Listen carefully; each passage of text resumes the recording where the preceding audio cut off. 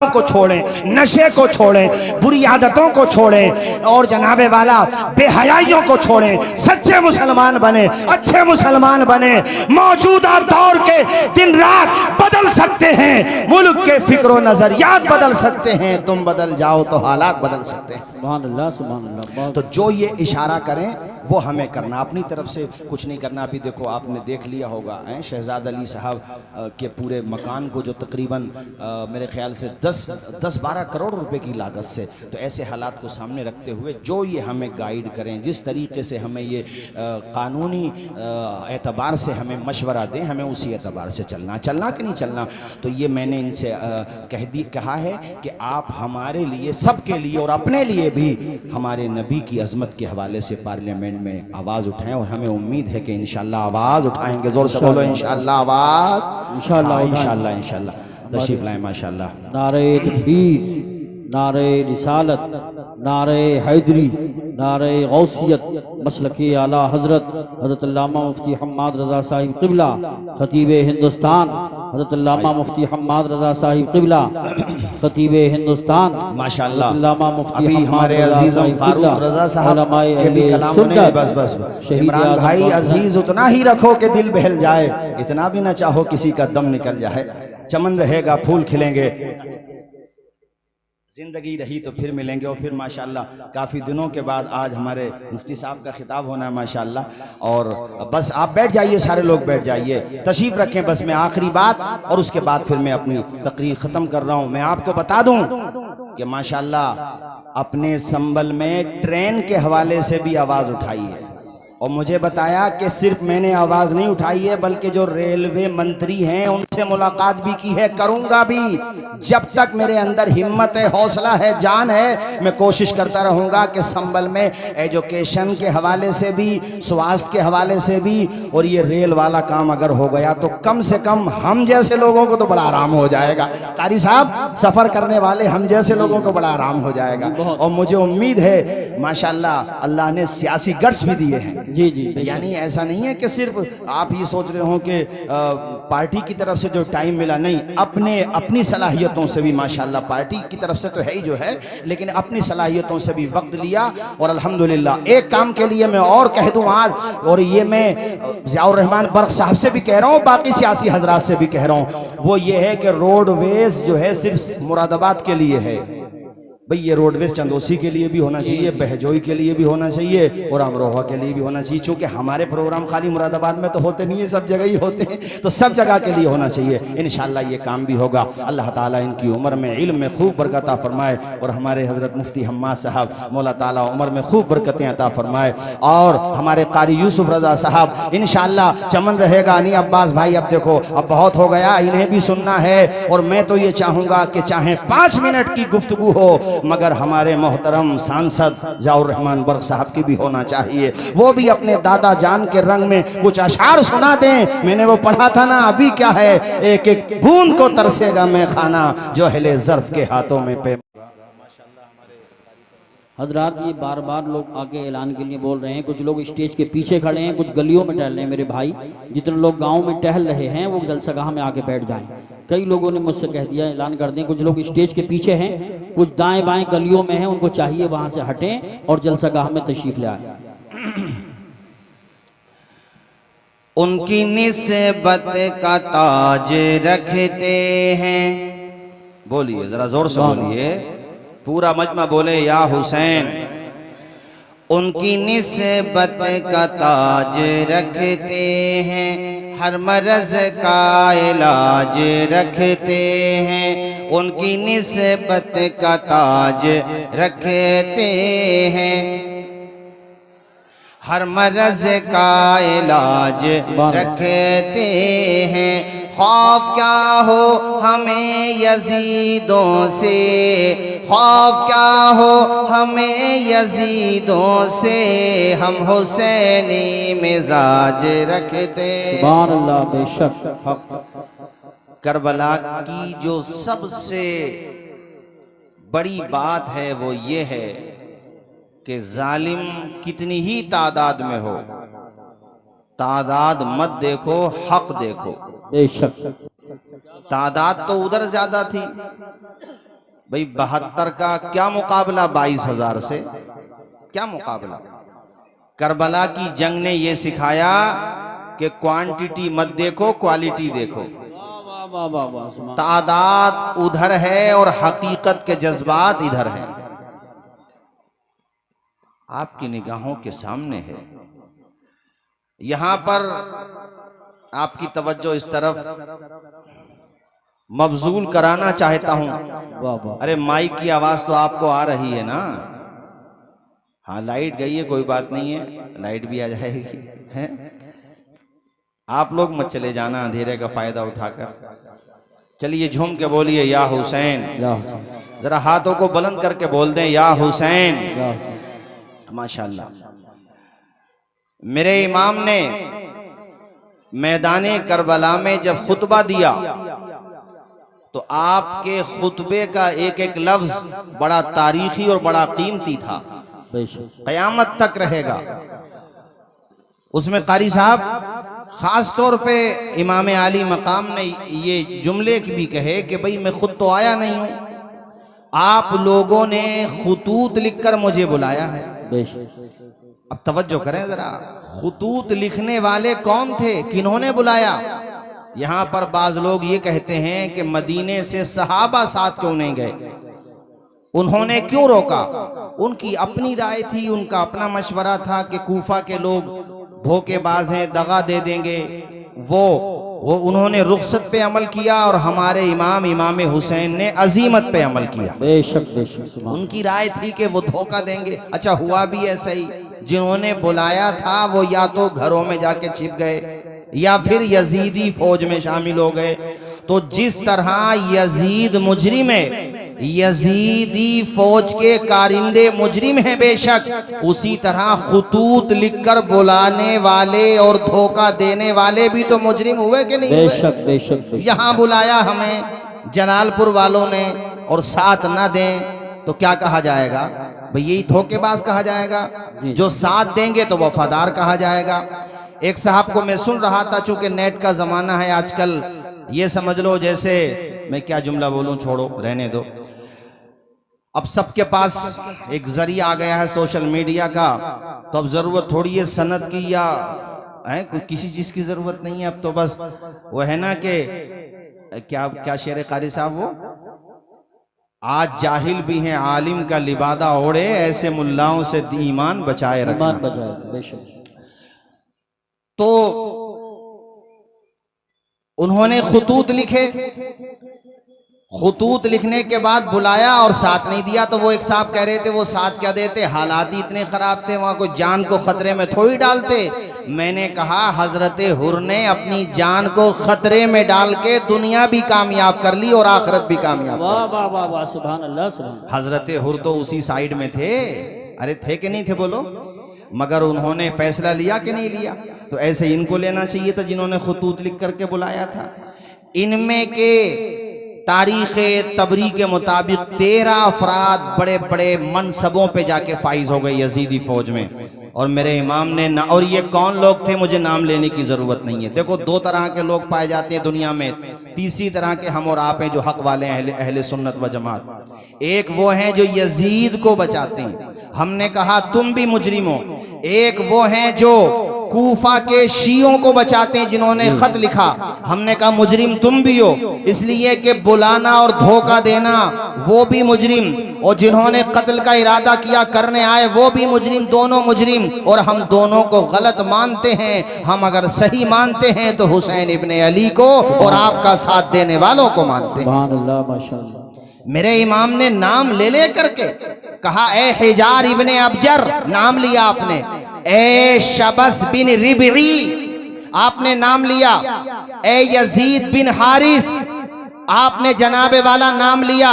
ए कैस बिन आशास, क्या तुमने मुझे खुतूत नहीं लिखे थे? क्या तुमने लेटर्स नहीं लिखे थे? क्या तुमने यहां से हमारे पास को अपने खुतूत नहीं भेजे थे कि इमाम आइए हम आपका साथ देंगे? साथ देना तो छोड़ो, तुम हमारे दुश्मनों के खैमों में खड़े हो, इनमें से एक को तो इतना बड़ा मनसब मिला कि फौज के मैसरा या मैमना का उसको चीफ बनाया गया। मेरे इमाम ने कहा था जालिमों हमें बुला करके धोखा दिया, उन्हीं में शामिल हो गए। मेरे इमाम के खिताब का एक एक लफ्ज ऐसा था कलेजे चीर देने वाला।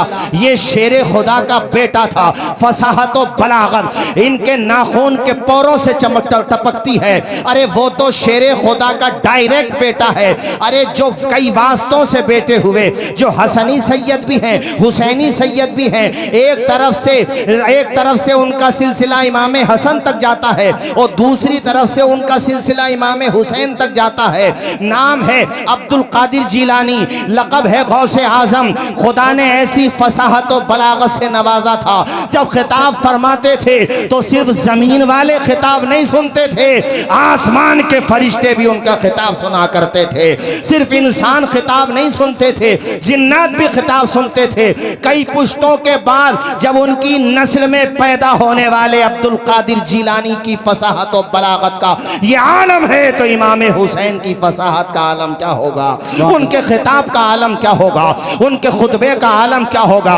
मेरे इमाम खिताब कर रहे हैं, कह रहे हैं ए यजीदियों, अरे कूफा के धोखाबाजों, कान के पर्दे खोल के सुनो, तुमने मेरे खानवादे के लोगों को शहीद किया है, मेरे अली अकबर को शहीद कर दिया, मेरे कासिम बिन हसन, अबू बकर बिन हसन, अबू बकर बिन अली जो मेरा भाई, हजरत अब्बास बिन अली, जाफर बिन अली, अब्दुल्ला बिन अली, अल्लाह आपका भला करे जनाबे वाला, ये नाम मैं आपको बता रहा हूँ। हजरत उमर बिन अली, उस्मान बिन अली, आप नाम बताते जा रहे हैं। मेरे खानवादे के 17 अफराद शहीद हो चुके हैं। इमाम ने कहा सबको लगा लो 71। मैं तुमको अब भी समझा रहा हूँ, ए यजीदियों मुझे कत्ल करने से बाज आ जाओ, इसलिए कि अगर आज तुम्हारे हाथ मेरे खून से रंगीन हो गए, कयामत तक तुम्हारा नाम लेने वाला कोई पैदा नहीं, बेशक बेशक मिटा दिए जाओगे, सफ़े हस्ती से तुम्हारा नाम मिट जाएगा।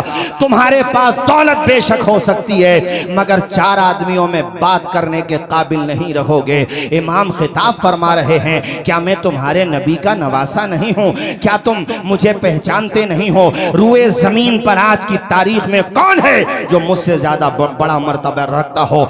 नबी का नवासा आज की तारीख में अगर रुए जमीन पर कोई है तो वो तने तन्हा हुसैन इब्ने अली है। ए यजीदियों मान जाओ, ये साथियों दिलों पे मोहरें सबत हो चुकी थी, लग चुकी थी, जानते हुए भी कैसी गलती कर रहे थे। एक खिताब इमाम ने जंग से पहले किया था, उस खिताब का असर ये हुआ था कि हुर उस तरफ खड़े थे और जब खिताब के कलेमात आपकी समाज से टकराए थे, कलेजे को चीर के रख दिया था। ख्याल और फिक्र की राहों में ऐसा उजाला किया था इमाम की तकरीर ने कि हजरत हुर थर थर कांपने लगे। आपके साथियों जो यजीदी फौज के थे, चूंकि आप 1000 फौज ये यजीद की का जो दस्ता था उसके कमांडर थी, उन्होंने कहा ए हुर हमने आपके माथे पे आज तक पसीना नहीं देखा है, आप तो बड़े बहादुर माने जाते हैं, आज का हो गया है जो इतने घबरा रहे हैं? हजरत हुर ने कहा था जालिमों मैं जिधर खड़ा हूं इधर मुझे जहन्नम के शोले नजर आ रहे हैं और जिधर से खिताब हो रहा है उधर हौज़े कौसर का जाम नजर आ रहा है। सुभान अल्लाह माशाल्लाह, नारे तकबीर। इसलिए मैं अब फैसला लेता हूं, आपने अपने घोड़े को एड़ लगाई और छोड़ दिया, यजीद की साइड को छोड़ दिया, हुसैन इब्ने अली के कदमों में आके गिर गए। कहने लगे हुसैन मैं वही हूं जो आपको चारों तरफ से घेर घार के यहाँ पे लाया। खुदा की कसम मुझे बिल्कुल अंदाजा नहीं था कि ये जालिम इस हद तक चले जाएंगे। ऐ इमाम मेरी गलती को माफ कर दें, रहमतुल लिल आलमीन के आप नवासे हैं, मुझे उम्मीद है कि आप माफ कर देंगे। इमाम ने बाजू पकड़े उठाया, कलेज सीने से लगाया, कसम मत का हुर्रन, ऐ हुर तेरी माँ ने तेरा नाम हुर रखा है, हुर आजाद को कहते हैं, तेरी माँ ने तुझे आजाद किया है, आज मैं तुझे जहन्नम के शोलों से आजाद कर रहा हूं। माशाल्लाह सुभान अल्लाह साहब। माशाल्लाह हमारे शहर संभल की सियासी शख्सियत और बहुत खुश अखलाक बुलंद अखलाक शख्सियत मोहतरम ज़ियाउर रहमान बर्क साहब, ये उनकी मोहब्बत है। हालांकि अभी वो रिसेंटली दिल्ली से भी आए हैं, लेकिन उनकी मोहब्बत जलालपुर वालों ही से नहीं है बल्कि अल्हम्दुलिल्लाह पूरे इलाके से है, पूरे खित्ते से है। और मैं आपको बताऊं, अभी मैं गया भी था दिल्ली मिलने के लिए, तो बहुत फिक्रमंद थे अपने संभल के लिए, और अपने संभल के लिए काफ़ी कोशां भी रहते हैं। और मुझसे कह रहे थे कि हज़रत आप यकीन मानिए इंशाअल्लाह मैं संभल को एजुकेशन के फील्ड में भी, स्वास्थ्य के फील्ड में भी और रेलवे के फील्ड में भी इंशाअल्लाह बड़ा काम करके दिखाऊंगा। जोर से बोल दो जरा इंशाअल्लाह। आप हजरात भी इस्तकबाल कर लो ज़ियाउर रहमान साहब का माशाअल्लाह। और हमें उम्मीद है कि जिस तरह, अच्छा तशरीफ ला रहे माशाल्लाह, एक कुर्सी ले लो जरा, कुर्सी ले लो। अच्छा ठीक, आइए, खाना खा के इंशाल्लाह आएंगे माशाल्लाह। और पिछले साल भी, गुज़िश्ता साल भी पूरी रात बैठे थे, इंशाल्लाह आज भी वो टाइम देंगे। और माशाल्लाह आपने खिताब भी सुना पार्लियामेंट में 3 या 4 मरतबा एक ही मानसून सत्र में अल्हम्दुलिल्लाह। और मैंने पूछा भी कि भाई, कहा अल्हम्दुलिल्लाह खुद से सेटिंग करके मैंने कर लिया माशाल्लाह। तो बरक साहब का पूरा असर है अल्हम्दुलिल्लाह, पूरा असर है। और अल्लाह ताला से दुआ है हम सबकी, आप सबकी, अल्लाह ताला इनको खूब हिम्मत और हौसला दे, और इनके जरिए से सिर्फ हमारे संभल के पसमानदा हजरात की आवाज बुलंद न हो बल्कि पूरे भारत के मजलूमों की आवाज बुलंद हो। आमीन। जोर से आमीन बोलिए सारे लोग, बुलंद आवाज से बोलिए आमीन। तो मैं ये अर्ज कर रहा था, बात यहां से निकली कि हज़रत हुर ने जब ये अपनी माफ़ी चाही तो इमाम हुसैन ने उनसे कहा, तेरी माँ ने तुझे आज़ाद नाम दिया है, मैं तुझे आज जहन्नम से आज़ाद कर रहा हूँ। एक वो खिताब हुआ था और एक आखिर में खिताब। दिल पे क्या असर पड़ा, मोहर लग चुकी थी। खैर इमाम के सामने जब ये पूरी सूरत हाल थी तो आपने कहा, आओ मेरे मुकाबले में कौन है जो मेरा मुकाबला करे। तो उधर से तमीम इब्ने कहतबा नामी एक मुल्क शाम का बड़ा नामी गिरा पहलवान आया, और वो मुकाबला करने के लिए जैसे ही मैदान में आया, उसने अनाप शनाप जो भी उसके मुंह में आया वो कहता चला गया। मेरे इमाम ने उससे कहा, ए जालिम, जंग बातों से नहीं होती है, तू हमला कर, मैं तेरे हमले का जवाब देता हूँ। बातों बातों में वो ये कह बैठा, ए हुसैन, तुम मेरे सामने अभी बहुत छोटे हो, मुझे जंग का बड़ा तजर्बा है और मैं बड़ा माहिर हूँ, मैं फुनूने हरबो ज़र्ब में महारत रखता हूँ। मेरे इमाम से वो कहने लगा कि मैं मुल्क शाम का शेर हूँ। उसने जब शेर का नाम लिया तो हुसैन इब्ने अली ने फरमाया, तो मुल्क शाम का शेर है, तेरे सामने जो खड़ा है वो खुदा के शेर का शेर है। वाह वाह वाह, सुभान जरा जोर से बोलो, वो खुदा के शेर का, वो खुदा के शेर का शेर है। सरवरे अंबिया से कह दूंगा, जाके मैं मुस्तफा से कह दूंगा, मुश्किलों सामने से हट जाओ, वरना मुश्किल कुशा से कह दूंगा। बोलो नारे हैदरी या अली। सारा मजमा हाथ उठा के या अली बोले, नारे हैदरी या अली। जोर से नारे हैदरी या अली। आपने जब कहा, अरे तेरे सामने जो खड़ा है वो खुदा के शेर का शेर है, मुकाबला कर, उसने हमला किया। शेर खुदा के बेटे ने ऐसा पलट के वार किया कि एक ही वार में तमीम इब्ने कहतबा के हाथ से तलवार छूट भी गई और बीच में से टूट भी गई। बेशक बीच में से देख रहे हो भाई कारी साहब, अभी प्रोग्राम बीच में है, फाइनल स्टेज पे नहीं। जी। वो कुर्सियां सब फुल हो गई। इससे अंदाजा हुआ कि जलालपुर वालों को भी पूरे इलाके से मोहब्बत है और पूरे इलाके को भी जलालपुर से मोहब्बत है। जी माशाअल्लाह। है हमारे इमदाद भाई हों, इमरान भाई हों, अब्बास भाई हों या तमाम भाई हों, यहाँ तो भाई भाई है माशाअल्लाह। अहमदाबाद में भी जलालपुर की बड़ी भाईगिरी है माशाअल्लाह। है अल्लाह सलामत रखे, अल्लाह शाह। अहमदाबाद के लोग वहां बैठ के सुन रहे हैं, और जो यहाँ मौजूद हैं वो यहाँ सुन रहे हैं। अल्लाह इन्हें खुश रखे। हमारे पूरे इलाके के जितने युवा वहां जाते हैं, अच्छी आदतें लेकर के आओ वहां से, जो अच्छे हैं माशाअल्लाह, लेकिन बुरी आदतों से दूर रहो। ठीक है कि नहीं भाई? हाँ, तवज्जो फरमाइए हजरात। मेरे इमाम ने ऐसा वार किया कि एक ही वार में तमीम के हाथ से तलवार छूट भी जाती है बीच। अच्छा, वो भी समझ गया कि अब मैं क्या करूं। इमाम ने फरमाया, तलवार उठा ले, वरना दुनिया कहेगी कि हुसैन ने निहत्ते को मार दिया। अब वो क्या कर पाता, पहुंचा दिया इमाम हुसैन ने वहीं पर जहां पे उसको पहुंचना चाहिए था। उसके बाद कई अफराद ये के बाद दीगर आते रहे जलालपुर और आसपास, पूरे दूर दराज से आए हुए मेरे भाइयों। एक एक करके तो ये सब आ जाते। मेरा अल्लाह। ईमान कहता है हुसैन तने तन्हा सबको काफ़ी हो जाता। बेशक कुत्तों की आदत होती है कि चारों तरफ से हमला कर दिया एक शेर पे, कोई तीर से, कोई तलवार से, कोई खंजर से, कोई भाले से। इतने ज़ख्म लगे मेरे हुसैन के कि पुश्ते फर, चूँकि मुझे करबला के बाद के वाक़यात भी बयान करने, इसलिए मैं सीधा सीधा उसी तरफ चलता हूँ कि आप पुश्ते फ़रस से ज़मीन पे तशरीफ़ लाए मगर सजदे की हालत में हैं मेरे इमाम। दुनिया वालों को पैगाम दे रहे हैं, ज़माने वालों गवाह रहना, नमाज मेरी कज़ा नहीं है। बेशक बेशक। जलसा करने वालों, अभी हमारे डॉक्टर आशकार साहब आए हुए हैं रुकनुद्दीन सराय से, मेरे बड़े भाई हैं माशाल्लाह, बड़ी मोहब्बत रखते हैं मुझसे। उन्होंने कहा कि इशा की नमाज जमात से पढ़ी तो कह रहे थे 2 सफ़े थी उसमें आधे नमाजी थे। तो ये सिर्फ मैं यहाँ की शिकायत नहीं कर रहा हूँ, हर जगह की। जलसा बाद में है, नमाज पहले है। बेशक नमाज की अदायगी फ़र्ज है, समझ रहे हैं कि नहीं आप? जलसा हो तो जलसे का रिज़ल्ट भी आना चाहिए।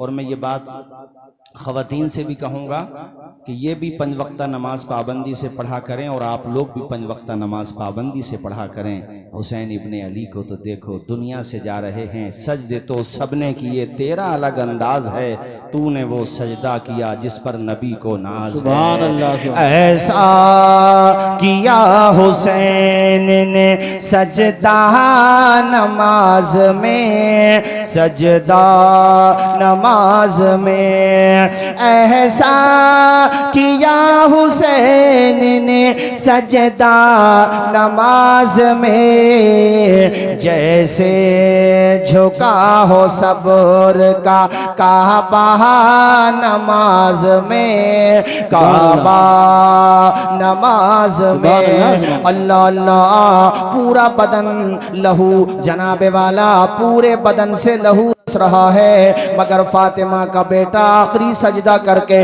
दुनिया वालों को पैगाम दे रहा है, मेरे नाना जान के उम्मतियों, देखो नमाज कज़ा न करना। नमाज की अहमियत को मेरे इमाम ने बताया, सुभान अल्लाह की शान के साथ बताया।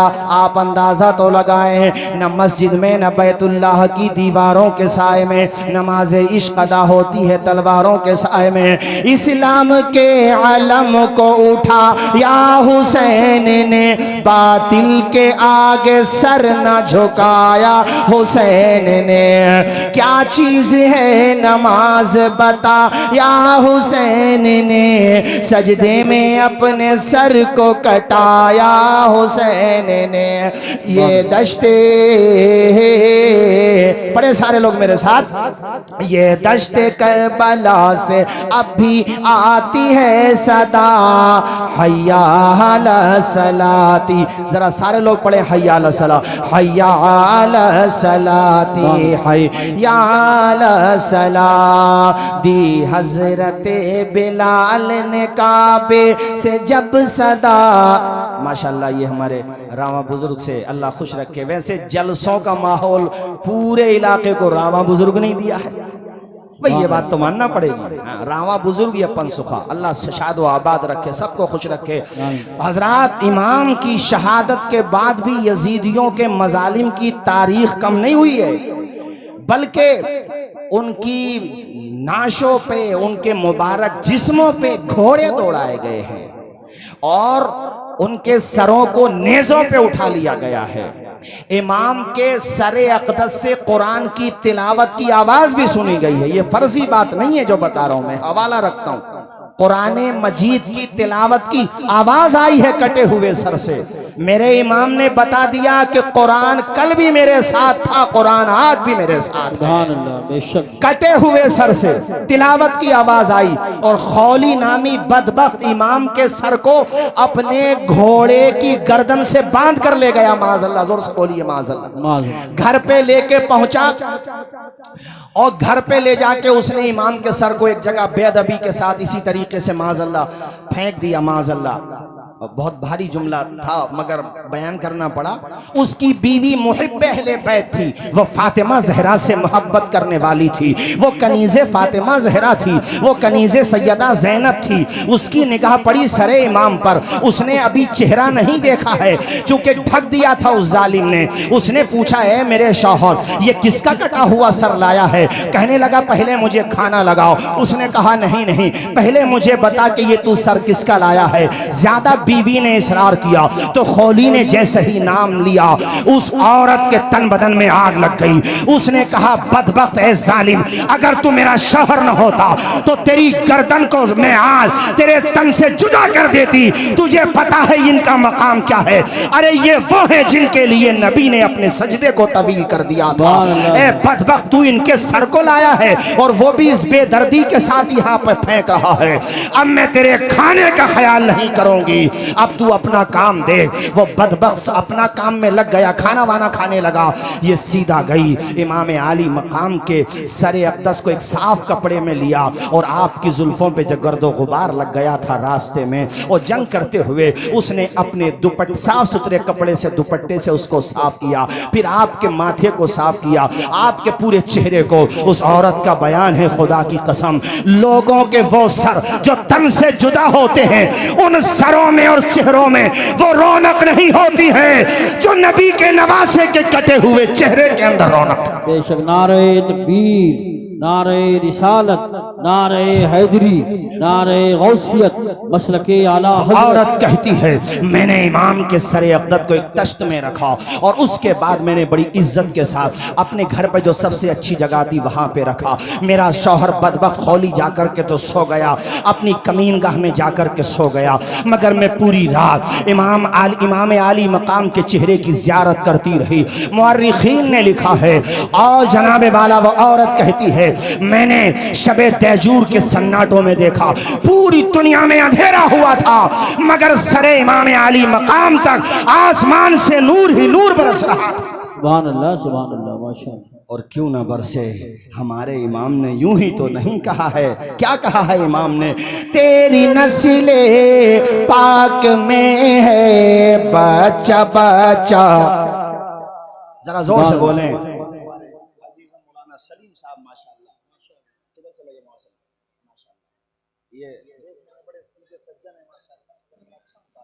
सलीम साहब माशाल्लाह, पढ़िए मेरे साथ झूम के जरा। तेरी नस्ले पाक में है बच्चा बच्चा नूर का, तेरी नस्ले पाक में है बच्चा बच्चा नूर का, नूर का। तू है ऐने नूर तेरा, तू है ऐने नूर तेरा, सब घराना नूर का। बोलो सब घराना। जैसा अकीदा है वैसी आवाज आना चाहिए, सब घराना, जोर से सब घराना। वो औरत कहती है मैं पूरी रात इमाम आली मकाम के सरे अक़दस और आपके चेहरे मुबारक की ज़ियारत करती रही। दिन निकला। अच्छा, फिर ये सर जो है अलग, जितने भी शोहदा के सर थे, ख़ासतौर पे इमाम हुसैन सैयदुल शुहदा का सर, कूफा का जो गवर्नर था जिसका नाम उबैदुल्लाह इब्न ज़ियाद है, उसके दरबार में जब पहुंचा, कारी साहब लिखा हुआ है कुतुब तवारीख़ में कि उबैदुल्लाह इब्न ज़ियाद के हाथ में एक छड़ी थी। छड़ी मतलब समझते हो नहीं, छड़ी। तो वो इमाम के लबों पे उस छड़ी को मारने लगा, मतलब इस तरीके से, और उसके मुंह में जो जुमले आ रहे थे वो मैं नकल भी नहीं कर सकता। उस दरबार में इत्तेफाक ये कि हज़रत ज़ैद बिन अरक़म सहाबी रसूल बैठे हुए थे। उन्होंने ये तौहीन देखी, हालांकि वो गवर्नर था और कितना जालिम गवर्नर था आप उसके बारे में जानते ही हैं, मगर वो चूँकि सहाबी रसूल थे उनसे ये तौहीन बर्दाश्त न हुई। हज़रत ज़ैद बिन अरक़म खड़े हो गए और आपने कहा ओ बदबख्त, तू होगा गवर्नर, तू अपने मनसब पे ज्यादा ना इतरा।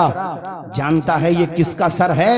ए बदबख्त, इन लबों पे तू छड़ी मार रहा है। मैंने अपने माथे की आंखों से देखा है कि मैं राज के दूल्हा इन लबों को चूमा करते थे। गवर्नर उसको ये लगा मेरी इंसल्ट हो गई, मेरी तौहीन हो गई। और अल्लाह वाले किसी जालिम हुक्मरान से नहीं डरते, किसी ताकतवर से नहीं डरते। वो साफ साफ ऐलान कर देते हैं कि आपके सर पे जो ये ताजे हशम रखा है, हम फकीरों ने इसे जेरे कदम रखा है। ज़ैद बिन अरकम डरे नहीं, आप घबराए नहीं। उसने कहा पकड़ो इन्हें। आप दरबार से निकलने लगे और उसने फिर कहा कि बूढ़े हो, ज़ईफ हो, उम्र ज्यादा है, इसलिए छोड़ रहा हूं, वरना गर्दन तुम्हारी भी मार देता। ज़ैद बिन अरकम ने कहा मारने की धमकी क्या देता है? अरे तू नवासे रसूल का कातिल है, तो हमें कत्ल करने में तुझे क्या जाएगा? कत्ल कर दे, मगर जबान से निकलेगा तो हक निकलेगा। नबी का सहाबियों गलत बात नहीं करूंगा। जरा जोर से बोलो सुभान अल्लाह। क्या बेहतरीन जवाब दिया हजरत ज़ैद बिन अरकम ने। मर्द हक बातिल के आगे माथ खा सकते नहीं, सर कटा सकते हैं लेकिन सर झुका सकते नहीं। सुभान अल्लाह, सुभान अल्लाह। हजरत ज़ैद बिन अरकम दरबार से बाहर आ गए। खैर ये इमाम आली मकाम के सर को इन लोगों ने कहा कि नेज़ों पे बुलंद करो, पूरे कूफा में घुमाओ। घुमाया गया। जामा मस्जिद में ये तकरीर करने के लिए मिंबर पे गया उबैदुल्लाह इब्ने ज़ियाद, और जाकर के इमाम आली मकाम की शान में इसने ना ऐसे जुमले के नकल भी नहीं किए जा सकते, माज़अल्लाह। बस समझ लो कि बुराई करता रहा। वहां पे हजरत अब्दुल्ला बिन अफीफ अज़दी बैठे हुए थे। बहुत बड़े मुहिब अहले बैत थे, अहले बैत अथार से बेपनाह मोहब्बत करते थे। उनसे जब्त ना हो सका, आंखों से माजूर थे, नजर नहीं आता था। उन्होंने कहा कूफा के लोगों, खुतूत लिख के तुमने बुलाया और ये कुत्ता तुम्हारे मिंबर पे बैठ के बकवास कर रहा है, और तुम्हारी आंखों में रोशनी भी है, मगर दिल अंधे हो चुके हैं। तुम सब चाहो तो इसकी जान भी ले सकते हो, मगर बहरे हो गए हो, अंधे हो गए हो, हिम्मत नहीं तुम्हारे अंदर। मैं आंखों से माजूर हूं, मगर ये तौहीन हुसैन की बर्दाश्त नहीं कर सकता। खड़े हुए और कहा तू झूठा, तेरा बाप झूठा, हुसैन सच्चा, हुसैन का बाप सच्चा। सुभान अल्लाह। नारे तकबीर, नारे रिसालत, नारे हैदरी, नारे गौसियत, मसलके आला हजरत फैजान शुहदाए करबला मौलाना तौसीफ रज़ा साहिब क़िबला। गवर्नर का मतलब उस जमाने का चीफ मिनिस्टर, बल्कि प्राइम मिनिस्टर समझ लो पूरे कूफा का, जिसके हाथ में पूरा लॉ एंड ऑर्डर होता था, सब कुछ होता था। अरे उसने कहा सारे नमाजियों के सामने एक अंधा आदमी, उसने अपनी भाषा में कहा एक नाबीना आदमी मेरे बारे में ऐसा बोलेगा, कहा पकड़ो इसे। उसके फौजी जैसे ही हजरत अब्दुल्ला बिन अफीफ अज़दी को पकड़ने के लिए दौड़े, तो उनके जो कबीले के लोग थे वो भी सामने से आ गए। वो समझ गया कि अब यहाँ पे जंग आराई हो जाएगी, महाज खुल जाएगा, बात लंबी पड़ जाएगी। उसने अपने फौजियों को इशारा किया कि रहने दो। उस वक्त मामला ठंडा हुआ, मगर सब अपने अपने घरों पे चले गए। फिर किसी और दिन या फिर उसी रात में किसी और दिन जब उसको मौका मिला, हजरत अब्दुल्ला बिन अफीफ अज़दी जो माजूर थे, नाबीना थे, ओ लोगों किसी नाबीना को नाबीना समझ के हकीर न समझना। हकीकत में तो नाबीना वो है कि आंखों में नूर हो और मुस्तफ़ा की अजमत को ना देखता हो। हकीकत में बहरा वो है कि उसकी कानों में समात की ताकत है, मगर वो कुरान की तिलावत न सुनता हो। वो इंसान जिसकी आंखें अगरचे नाबीना है, मगर दिल मुस्तफा की मोहब्बत में चूर है, हुसैन की मोहब्बत में चूर है, अहले बैत की मोहब्बत में चूर है, वो सहाबा की मोहब्बत भी रखता है साथ में। ओ भाइयों, तो वो नाबीना होकर के भी अल्लाह रसूल को प्यारा होता है। अफीफ हजरत अब्दुल्ला बिन अफीफ अज़दी को इसके लोग गिरफ्तार करके ले गए और इसने कहा कत्ल कर दो। हजरत अब्दुल्ला बिन अफीफ अज़दी को भी कत्ल कर दिया जाता है। ओ साथियों, जुल्म रुकता नहीं है इन लोगों का। ये बातें बहुत हैं, बस तेजी से सुनते चलिए। ये सब यानी सरों को और फिर काफिले वालों में कौन कौन है? हजरत ज़ैनब हैं, हजरत फातिमा बिनते हुसैन हैं। फातिमा इमाम हुसैन की बेटी का नाम भी फातिमा है, बड़ी बेटी का नाम फातिमा है। और मैं आपकी मालूमात के लिए बताऊं कि हजरत इमाम हुसैन की छोटी बेटी का नाम सुकैना है, जिसको हम और आप आसानी के लिए तलब तलफ़ुज़ में आसानी के लिए सकीना बोल देते हैं, वो छोटी बेटी हैं। हज़रत फ़ातिमा बिनते हुसैन का जो निकाह हुआ है वो इमाम हसन के बेटे हसन मुसन्ना से हुआ है, और फिर उनसे जो नस्ल चली है वो हसनी सादात कहलाते हैं, और जो इमाम ज़ैनुल आबिदीन से नस्ल चली है वो हुसैनी सादात कहलाते हैं। ज़रा ज़ोर से बोल दो ना यार सुभान अल्लाह। और मेरे भाइयों तवज्जो के साथ सुनो, हज़रत ज़ैनब अल्लाह अकबर ये कौन है? ये हज़रत इमाम अली मकाम की बहन हैं। अल्लाह अकबर। उस रोज़ कारी साहब और हम साथ साथ थे अभी बड़े हसनपुर के पास, मैंने वहाँ पर भी ये कहा था कि दास्ताने करबला रिश्तों की अहमियत बताता है।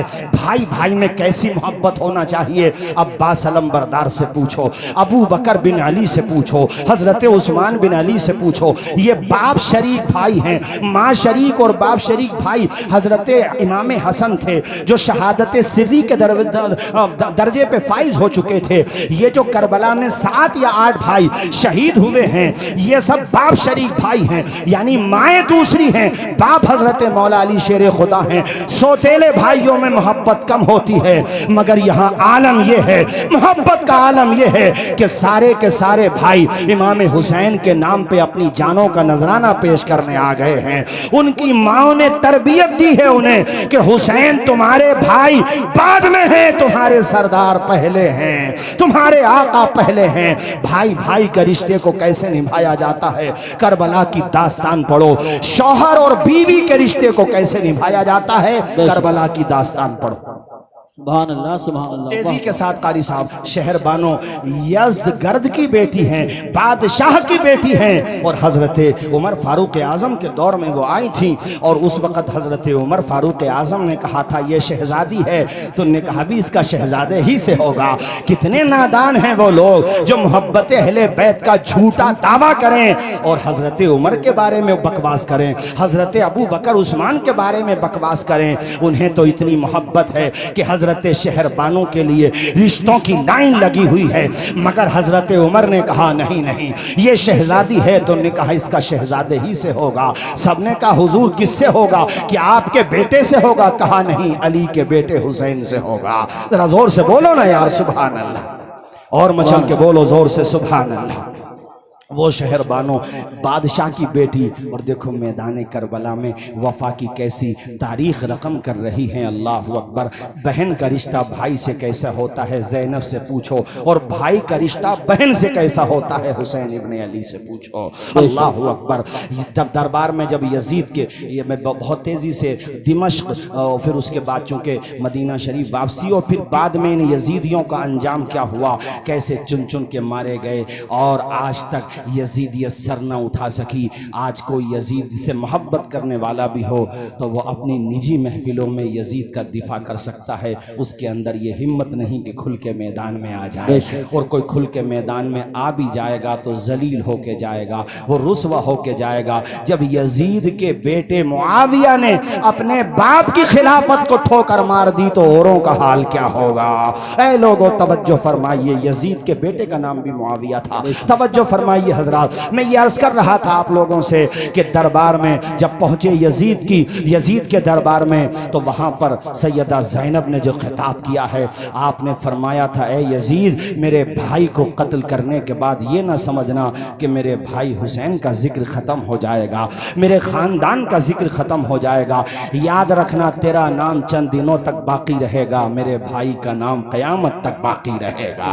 वो जन्नती जवानों के सरदार हैं, लिहाजा चर्चा उनका जहां फर्श पर रहेगा वहां अर्श पर भी रहेगा, जन्नत में भी रहेगा।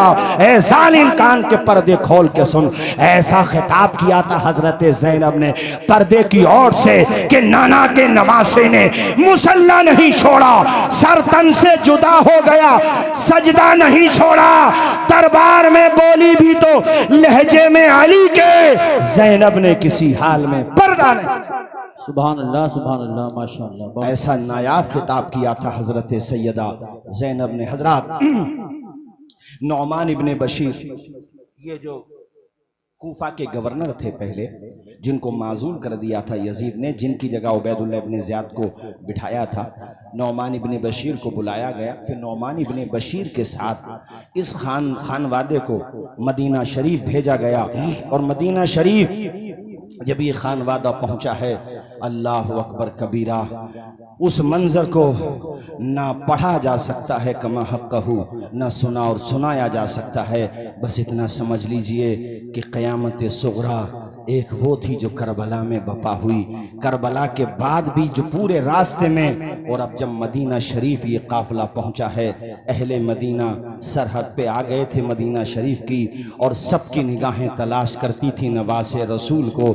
अल्लाह अकबर। कोई आंख ऐसी न थी जिसमें आंसू न हो, कोई दिल ऐसा न था जिसमें आंसुओं का पैमाना न छलक रहा हो। अल्लाह अकबर। हजरत इमाम ज़ैनुल आबिदीन जो इमाम हुसैन के साहबजादे हैं, जिनसे नस्ल हुसैनी चली है, आप जैसे ही मदीना शरीफ पहुंचे हैं तो पहले सीधे अपने घर नहीं गए, बल्कि प्यारे नबी की तुरबत अथर पे गए हैं, आपकी कब्र अथर पे गए हैं, रोज़े पाक पे गए हैं। और जाते ही जैसे ही प्यारे नबी की कब्र पे आपकी निगाह पड़ती है, बेसाख्ता आपकी आंखों से आंसू निकलने लगते हैं, दिल के पैमाने आंखों से छलकने लगते हैं, सब्र का बांध टूट जाता है। कहते हैं नाना जान अपने नवासे का सलाम कबूल कर लीजिए। उसके बाद ऐसी ढारस बंदी है कि मदीने वालों की हिचकियां बन गई थी। अल्लाह अकबर कबीरा। ये वो इमाम ज़ैनुल आबिदीन हैं जो आम तौर पे आम दिनों में भी रोजे से रहा करते थे। हमारे मुसलमानों से तो रमजान के रोजे नहीं रखे जाते, ये वो हैं कि जो आम दिनों में भी रोजा रखा करते थे। और जब वक्त अफ्तार कभी मशकीज़े का ठंडा पानी सामने आ जाता तो आंखों से पानी निकलने लगता था। लोग कहते थे इमाम आप पानी को देख के क्यों रोते हैं? कहते थे मुझे करबला की याद आती है। अल्लाह अकबर। ये वो इमाम ज़ैनुल आबिदीन हैं कि जब इनका इंतकाल हो गया था, नहलाने वाले ने इनको नहलाया। अल्लामा ज़हबी ने सियर व आलाम नुबला के अंदर ये बात लिखी है कि गस्साल ने जब इनको गुस्ल दिया तो जब इनकी कमीज उतारी उसने, तो उसने देखा कि आपकी पुश्त पे, आपकी पीठ पे वजन उठाने के निशानात हैं। वो उसने ये बात आकर दफन के बाद मदीने शरीफ में अलग अलग जगहों पे कह दी। पूरे मदीने में ये चर्चा हो गई कि इमाम हुसैन के साहबजादे ज़ैनुल आबिदीन को किसी ने बोझ उठाते हुए भी नहीं देखा, तो फिर वो पीठ पर निशानात कैसे पड़ गए, आपकी पुश्त अथर पे निशानात कैसे पड़ गए?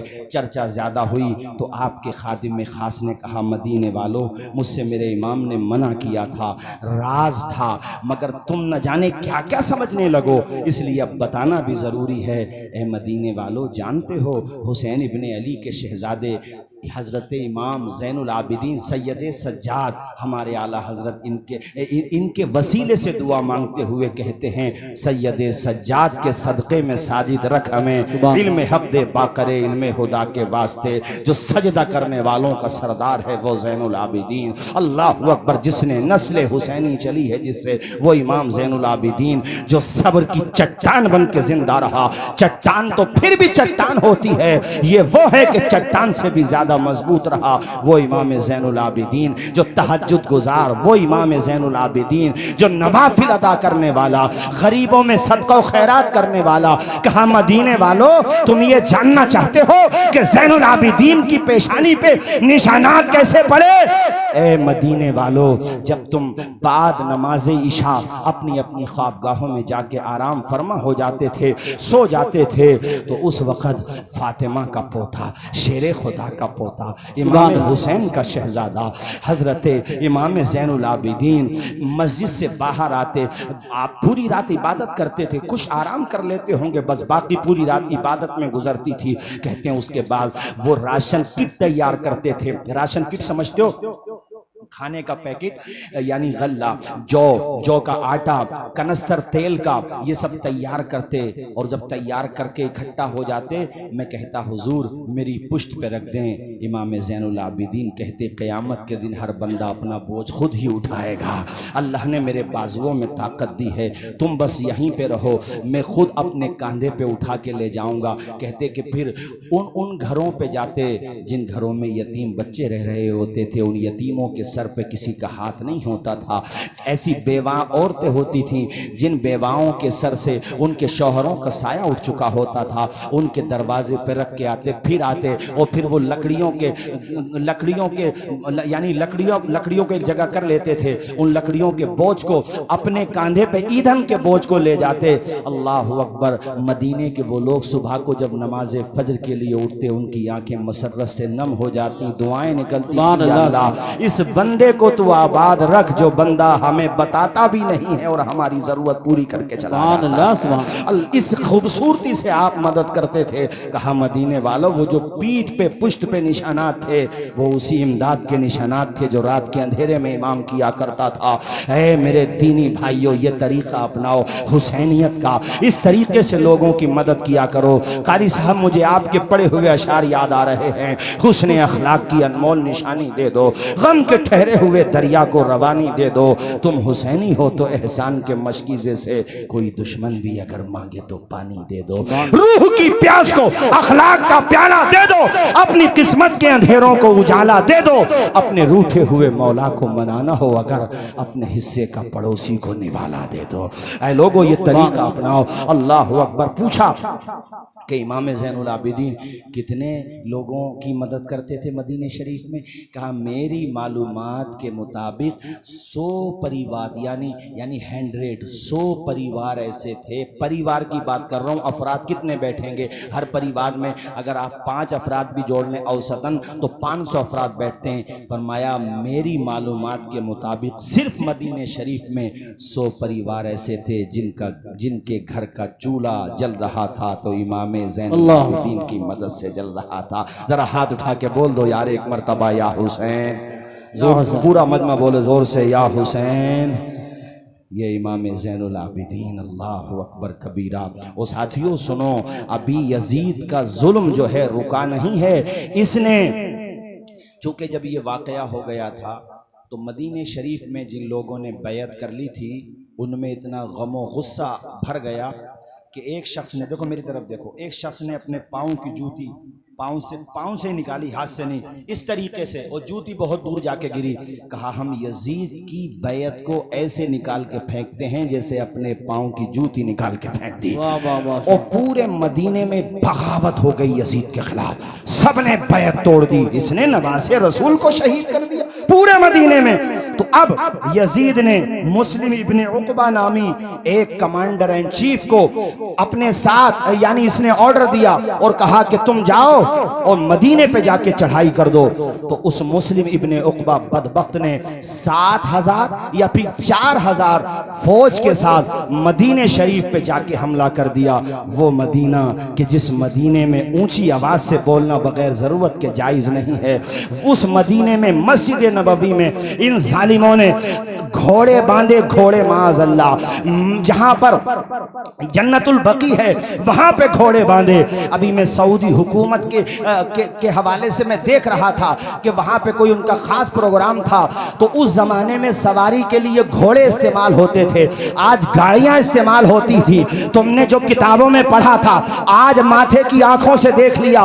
रोज़े रसूल के पास फॉर्च्यूनर गाड़ियां घुमाई जा रही हैं, जहां के बारे में कुरान ने कहा मेरे महबूब के दरबार में अपनी आवाज ऊंची ना करो वरना अमाल बेकार हो जाएंगे। ये कैसा दरबार है? अरे इमाम अहले सुन्नत से पूछो, आला हजरत कहते हरम की जमीन और कदम रख के चलना, अरे सर का मौका है ओ जाने वाले। सुभान अल्लाह। ये ऐसी जगह है और यजीदी फौज ने यहाँ पे घोड़े बांधे।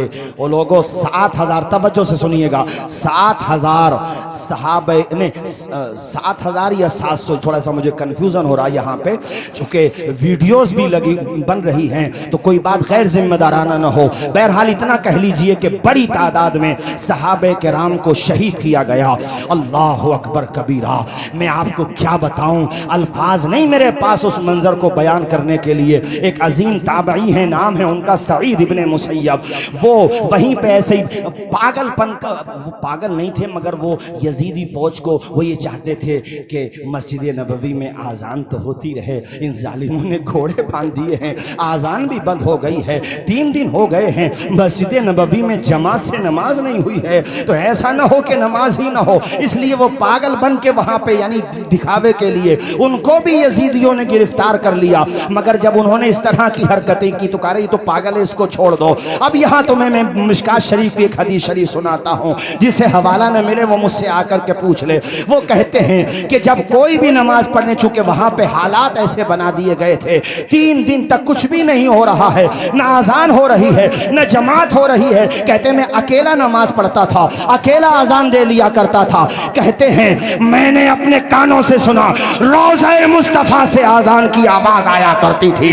ये मिशकात शरीफ, मैंने किताब का हवाला दिया, सारे मकातिबे फिक्र में ये किताब उनके वहां पे दाखिल है निसाब में। ओ यार इसीलिए तो बरेली का ताजदार कहता है तू जिंदा है वल्ला, तू जिंदा है वल्ला, मेरे चश्मे आलम से छिप जा। सुभान अल्लाह। नारे तकबीर, नारे रिसालत, नारे हैदरी, नारे गौसियत, मसलके आला हजरत उलमाए अहले सुन्नत मौलाना तौसीफ रजा साहिब किबला।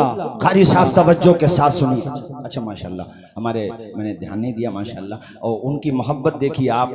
मैं इनसे मिलने गया दिल्ली में, मेरे साथ कुछ मेहमान भी थे, अहबाब भी थे। भाई इतनी इन्होंने मेहमान नवाजी की, इतनी मोहब्बत से नवाजा, और माशाल्लाह अपने संबल में रेलवे वाला भी मैटर इन्होंने उठाया। उस सब की तरफ बाद में ज़रा पहले इसको वाक़े को मुकम्मल कर लें इंशाअल्लाह। फिर मैं थोड़ा सा ज़ियाउर रहमान साहब की तरफ से भी इसलिए कहूँगा कि ये ना सोचो कि ये सिर्फ सियासी लीडर हैं, बग़ैर पॉलिटिक्स और बग़ैर सियासत के आपकी किस्मत के फैसले नहीं होते हैं जमहूरियत और डेमोक्रेसी में। इसलिए हमें पूरी उम्मीद है कि जिस तरह से बर्क साहब जब बोलते थे पार्लियामेंट में, मुझे उनके वो अशार बार बार याद आते हैं। अभी क्या है कि बूंद को तरसेगा मैं खाना, जो अहले ज़र्फ़ के हाथों में माने नहीं आए। उसी अंदाज में हमारे ज़ियाउर रहमान बर्क साहब भी बोले हैं, और बहुत अच्छे अंदाज में बोले हैं। मालिक इनको हुसैनियत का सच्चा जज्बा अता फरमाए, हुसैनियत का सच्चा हौसला अता फरमाए। अल्लाह ताला ने जिस तरह इनके दादा को जुर्रत, बहादुरी और हिम्मत अता फरमाई थी,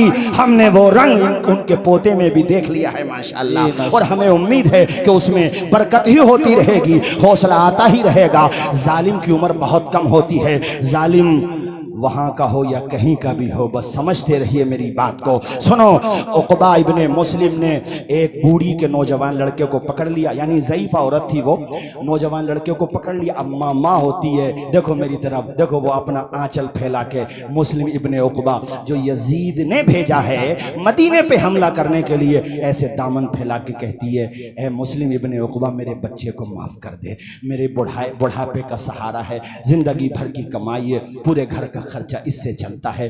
ए जालिम तो इसे छोड़ दे, जो चाहे मुझे सजा दे दे, मेरे बच्चे का क्या कसूर है। तो उसने सामने खड़ा किया और फिर उसने गर्दन पे तलवार मारी, और वो जवान लड़का जो था शहीद हो गया। फिर उसके सर को इस औरत के, वो जैसे दामन फैलाई हुई थी ना, उस दामन में डाल दिया और कहा ये गनीमत नहीं समझती कि हमने तेरी ज़िंदगी को माफ़ कर दिया है, तेरी ज़िंदगी को बख्श दिया है। जालिम जब जुल्म करता है ना तो इसी तरह से जुल्म करता है। जुल्म तो हमारे और आपकी निगाहों के सामने हैं, मगर याद रखो सुबह मगरूर को वो शाम भी कर देता है, शोहरतें करके ख़त्म गुमनाम भी कर देता है। वक्त से आंख मिलाने की हिमाकत न करो, वक्त इंसान को नीलाम भी कर देता है। वक्त का पहिया कब बदल जाए, हालात कब बदल जाए पता नहीं चलता है। अब से 6 महीना पहले बांग्लादेश में जिस शेख हसीना का सिक्का चला करता था, सर छुपाने को जगह नहीं मिल रही है दुनिया में। ये कादिर मुतलक है, पूरी दुनिया का मालिक वो है, संसार की रचना करने वाला रचयिता वो है। वो सिर्फ इंसान को मोहलत देता है। असल में पावर अगर किसी के पास है तो वो रब्बुल आलमीन के पास है, उसके अलावा कोई मालिक हकीकी नहीं है, वो सिर्फ मोहलत देता है।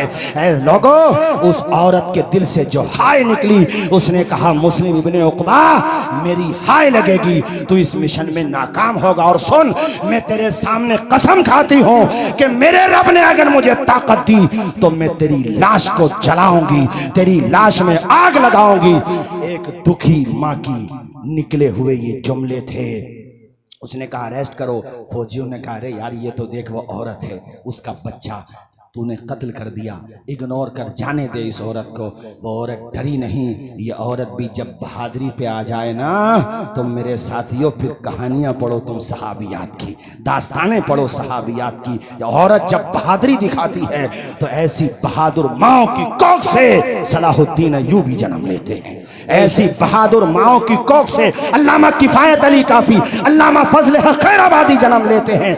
वो ऐसी बहादुर माओ की कोख से मौलाना शौकत अली और मौलाना जौहर अली कि जिनको जब अंग्रेजों ने अरेस्ट किया और आकर के रामपुर में उनकी माँ को किसी ने बताया, अरे तुम्हारे तो दोनों बेटों को ईस्ट इंडिया यानी ब्रिटिश गवर्नमेंट ने अरेस्ट कर लिया है, तो उस माँ ने मुसल्ला बिछाया, 2 रकत नमाज पढ़ी, कहा सजदे शुक्र अदा किया है कि मेरे बेटों ने आज जिंदगी में कोई बहादुरी का काम किया है। क़यामत के दिन मैं फख्र से बुलंद करूंगी कि मालिक तूने मुझे 2 बेटे दिए और मैंने उनको हक को सदाकत का अमीन बनाया। ये माएँ होती हैं। उस वो औरत घबराई नहीं, कहा मैं फिर कहती हूँ, ए यजीदी फौज के कमांडर, तूने मदीने में आके हमला किया है, मेरे बच्चे को मेरी निगाहों के सामने शहीद किया है, मैं कसम लेती हूँ कि तेरी लाश में आग लगाऊंगी, जलाऊंगी। औरत चली गई।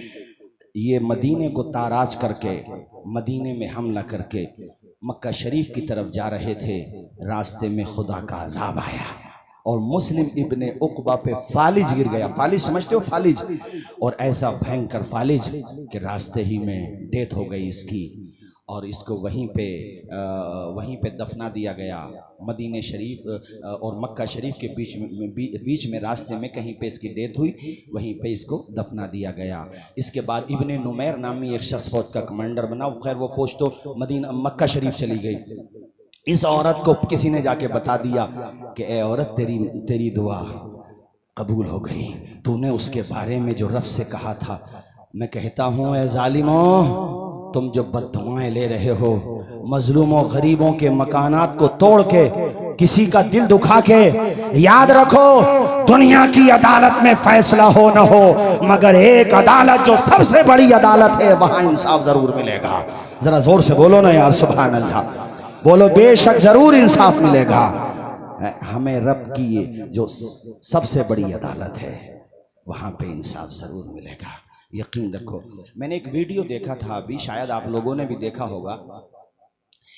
कोई अधिकारी है और वो अपने मुल्क का नहीं है, वो शायद पड़ोसी मुल्क का है, शायद, मुझे ऐसा लगा भाषा से।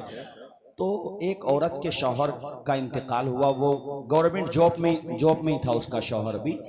तो वही औरत ये चाहती थी मुझे पेंशन मिले, इसके बाद जो पैसे हैं वो मुझे मिल जाए। तो उसके शौहर के दोस्त के पास या उसी के किसी उस डिपार्ट से जुड़े हुए किसी अधिकारी के पास वो औरत गई। उसने जाकर के कहा कि ऐसे ऐसे मुझे पेंशन चाहिए। तो उस बदबख्त ने रिश्वत मांगी, और मोटी रिश्वत, और औरत को धक्के दे करके बाहर किया। तो औरत की जबान से ये जुमला निकल गया कि अल्लाह करे तेरे मुंह में कीड़े पड़ जाएं। औरतों की जबान से निकल गया। खुदा की कसम वीडियो मौजूद है, उस पे खुदा का ऐसा कहर नाजिल हुआ, ऐसी बीमारी में पड़ा कि पहले तो वो बिल्कुल सूख गया, बिल्कुल जैसे कांटा बन गया। और मैंने वीडियो में देखा कि वो अस्पताल में एडमिट है, और डॉक्टर ने जब उसका होंठ ऊपर किया ना, ऊपर वाला होंठ और नीचे वाला होंठ, तो होंठ के अंदर दोनों तरफ, यानी नीचे वाले होंठ में भी और ऊपर वाले होंठ में भी, खुदा की कसम छोटे छोटे कीड़े उसमें साफ नजर आ रहे हैं। कैसी बद्दुआ लगी है। डरना चाहिए अल्लाह के खौफ से, अल्लाह के गजब से और उसकी पकड़ से डरना चाहिए। किसी मजलूम की हाय नहीं लेना चाहिए, किसी कमजोर को सताना नहीं चाहिए। बेशक वो रस्सी को ढील देता है, मगर कुरान में यह भी कहता है इन्ना बत्शा रब्बिका लशदीद, बेशक तुम्हारे रब की पकड़ बहुत सख्त है। वो ढील देता है नमरूद को, तो नमरूद कहता है मैं खुदा हूं, मगर जब पकड़ता है तो विकलांग मच्छर से काम तमाम कर देता है। बोलो हाथ उठा के करता कि नहीं करता? जोर से बोलो। करता है। हमारी बेबसी पे यूं न इतराओ चमन वालो, गुजरनी एक दिन सर से तुम्हारे भी कयामत है। ज़ियाउर रहमान साहब ने भी पढ़ा, माशाल्लाह। अल्लाह खूब उन्हें बरकत अता फरमाए। बस 5 मिनट फिर मैं ख़त्म करता हूँ अपनी तकरीर। भाइयों, उस औरत को पता चल गया कैसे ऐसे उसकी डेथ हो गई, मर गया वो। तो अपने घर वालों के या जिसके भी साथ बहरहाल वो उस जगह पे पहुंच गए। उसने कसम ली हुई थी मुझे आग लगानी है। मुस्लिम इब्ने उक़बा की कब्र पे वो पहुंची, कब्र को खोदा, बरगे थे तो बरगे हटाए, नहीं थे तो नहीं हटाए। ये कह लो यार, कब्र को खोदा। तो सबने कहा कि इधर को देखो, पहले सर की तरफ को। जब कफन हटाया, जोर से बोलो क्या हटाया? आवाज आए सारे लोग क्या हटाया? जब कफन हटाया तो एक सांप उसकी गर्दन में लिपटा हुआ पाया, जिसका फना मुंह के अंदर था और वो उसको डस रहा था। अल्लाह की पनाह, अल्लाह से डरना चाहिए इंसान। तो कुछ भी नहीं है, सिर्फ एक मोहलत पे टिका हुआ है। वो जब चाहेगा, जहाँ चाहेगा, जैसे चाहेगा तेरी रूह निकाल देगा। तेरी औकात क्या है इंसान? जैसी ये ज़मीन है 7 ज़मीनें और हैं, जैसा ये आसमान है उसके अलावा 6 आसमान और हैं। बगैर पिलर के छोटा सा लेंटर नहीं डाल सकते। मेरे खुदा ने कितना बड़ा आसमान का शामियाना तान दिया है बगैर पिलर के। उसकी कुदरत से डर, उसके गजब से डर। संवैधानिक कुर्सियों पे बैठने वालों, इंसाफ करो। इंसाफ तुम नहीं करोगे तो याद रखो इबरत का निशान बना दिए जाओगे। मजलूमों की दुआएं रायगा नहीं जाएंगी, अपना असर जरूर दिखाएंगी। याद रखो इस बात को। और ये मैं आप सबसे भी कहता हूं, देखो कभी किसी की इतनी जमीन पे भी अपनी नीयत खराब मत करो। इतनी देखो मेरी तरफ देखो, इसको क्या बोलते हैं आप लोग? बालिश बोलते हैं, बोलते हैं बिलान भी कहते हैं हम लोग अपनी देहाती भाषा में। हुजूर फरमाते हैं कोई किसी की एक बालिश्त जमीन पे नाहक कब्जा कर ले। कितनी बताई मैंने? सारे लोग बोलो जरा।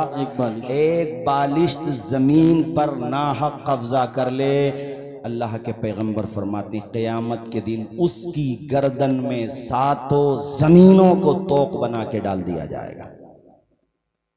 ये हदीसें दिमाग में बिठाओ, ज़रूरत नहीं पड़े कोर्ट कचहरी की। उस दिन ज़ियाउर रहमान बख्श साहब ने ये भी कहा, मुझसे ये कह रहे थे कि हज़रत आप भी कोशिश करें कि लोगों को झगड़ों से दूर रखो, बुराइयों से दूर। बहुत अच्छी बात। शादी ब्याह को आसान करो। और आज मैं, हमारे बहुत सारे चैनल्स भी लगे हुए हैं, ये भी अर्ज़ करूँगा, मैं मिलने वाला भी था इस टॉपिक पे। बाकी जो मुझे कहना था वो बातें मैंने कही भी थी। आज मैं ये भी अर्ज़ करूँगा कि माशाल्लाह हम देख रहे हैं कि हमारे मोहतरम ज़ियाउर रहमान बर्क साहब को रब के करम से अल्हम्दुलिल्लाह पार्टी में भी बहुत रिस्पांस मिल रहा है और आप इसके अहल हैं, आपके दादा जान की खिदमात हैं। एक अर्ज़ ये है कि नामूस रिसालत के हवाले से इस वक्त जो कुछ बदबख्त दरीदा दहन ज़बानें खोल रहे हैं, उस हवाले से भी आप पार्लियामेंट में आवाज़ उठाएँ और अपनी पार्टी का भी जो स्टैंड है वो रखें। और दीगर जो अपोजिशन की पार्टीज़ हैं उनसे मुलाकात करें, उनसे मिलें और उनसे ये कहें कि सिर्फ हम लोगों का मामला वोट मशीन का नहीं है। जब हमारे वोट से आपको कामयाबी मिलती है तो हमारे मुद्दों पे बोलने के लिए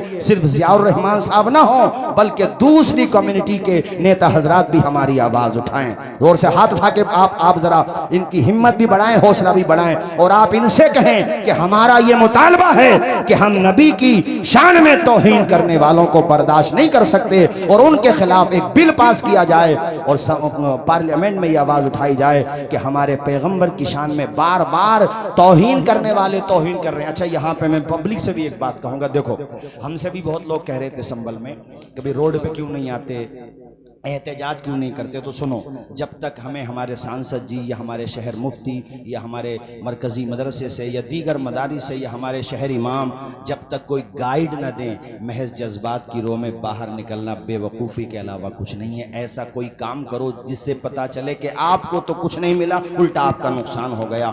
कोशिश ये करो कि ऐसे इक़दाम किए जाएँ जिसका असर पड़े, जैसे पार्लियामेंट में आवाज़ उठाई जाए, मीडिया में दबाव बनाया जाए, या हम अपने जवानों को हुजूर का सच्चा गुलाम बना करके पेश करें ताकि हमारे गैर मुस्लिम भाई जो